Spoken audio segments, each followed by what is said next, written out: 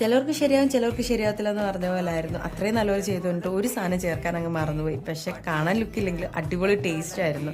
Biscuit pudding ആണ്. Biscuit ആദ്യമേ മിക്സിയിലെ ജാറിലേക്ക് ഇട്ട് പൊടിച്ചതിന് ശേഷം അതേ ജാറിലേക്ക് കുറച്ച് കണ്ടൻസ് മിൽക്ക് കൂടി ഒഴിച്ച് ഒന്ന് മിക്സ് ചെയ്ത് ഈ ട്രെയിൽ തണ്ടി ഇതുപോലെ ഒന്ന് സെറ്റ് ചെയ്ത് ഫ്രിഡ്ജിലേക്ക് വെക്കും. ഇതിന് കുറച്ച് പാലിലേക്ക് കുറച്ച് ഫ്രഷ് ക്രീമും കണ്ടൻസ് മിൽക്കും കൂടി മിക്സ് ചെയ്തൊന്ന് തിളപ്പിക്കാൻ വെക്കുക. കണ്ടൻസ് മിൽക്ക് ഇല്ലെങ്കിൽ ഷുഗർ പൗഡർ ചേർത്താലും. എന്നിട്ട് ഒരു ബൗളിലേക്ക് കുറച്ച് പാൽ ഒഴിച്ച് കുറച്ച് കസ്റ്റർഡ് പൗഡറും കൂടി മിക്സ് ചെയ്ത് മാറ്റി വെക്കുക കേട്ടോ. വാനില ഫ്ലേവർ ആണ് എടുത്തിട്ടുള്ളത്. വെച്ച് പാലിലേക്ക് ദാണ്ട് ഈ ഒരു മിക്സ് അങ്ങ് ഒഴിച്ചു കൊടുക്കുക കേട്ടോ. എനിക്ക് ഇവിടെ തെറ്റിപ്പോയ കുറച്ച് കോൺഫ്ലവറും കൂടി ചേർക്കേണ്ടായിരുന്നു. പാൽ ഇത്രയും തിക്കായിട്ട് വന്നിട്ടില്ലായിരുന്നു.